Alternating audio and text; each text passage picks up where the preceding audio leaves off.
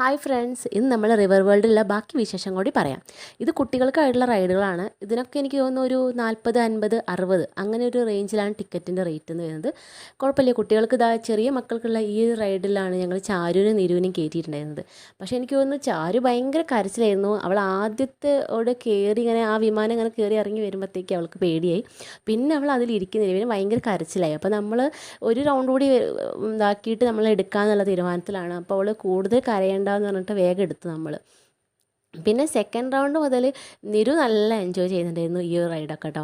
അവൾക്ക് നല്ല സന്തോഷത്തിൽ അവളത് അതിലിങ്ങനെ പോകുന്നുണ്ട്. നമ്മളിങ്ങനെ കുറച്ച് പ്രോത്സാഹിപ്പിക്കണം എന്ന് മാത്രമേ ഉള്ളൂ. അവൾക്ക് നല്ല ഇഷ്ടമായി. അവൾ കുറച്ച് സമയം കൂടി അതിൽ കളിച്ചു. പിന്നെ അതിനുശേഷം നമ്മൾ അതിൻ്റെ അടുത്തുള്ള വേറെ റൈഡ് ഉണ്ട്. നമുക്കിങ്ങനെ ബെഡിൽ തുള്ളുന്ന പോലെ തുള്ളുന്ന ഒരു സാധനമാണ്. അതിന് പേരൊന്നും എനിക്ക് അറിഞ്ഞൂടാ.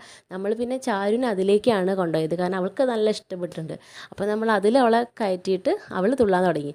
പിന്നെ അവളെ നമുക്ക് അതിൽ നിന്ന് പിടിച്ചാൽ കിട്ടുന്നുണ്ടായിരുന്നില്ല. പിന്നെ കുറച്ച് കഴിയുമ്പോഴത്തേക്ക് നിരുപമേനെയും കൂടി നമ്മൾ അതിലേക്ക് കൊണ്ടുവന്നിട്ടുണ്ടായിരുന്നു. അവൾക്കും ആ തുള്ളാൻ ഭയങ്കര ഇഷ്ടമാണ്. അപ്പോൾ അവർ രണ്ടുപേരും കൂടി ആയപ്പോഴത്തേക്ക് പിന്നെ പറയണ്ട, നമ്മൾക്കത് കൺട്രോൾ ചെയ്യാൻ പറ്റുന്നുണ്ടായിരുന്നില്ല. രണ്ടാളും പാടുള്ള കളി തുടങ്ങിയപ്പോൾ പിന്നെ നമ്മൾ എങ്ങനെയോ ആദൂനെയൊക്കെ വിട്ട് മെല്ലെ എടുപ്പിച്ചതാണ്. കാരണം കുറച്ച് സമയം ആയപ്പോഴത്തേക്ക് ഇവർ നിർത്താതായപ്പോൾ നമ്മൾ ആദൂനെ എടുത്തിട്ട് അതിൻ്റെ ഉള്ളിൽ കയറ്റിയിട്ടാണ് നമ്മൾ അവരെ പുറത്തിറക്കിയത് രണ്ടുപേരെയും.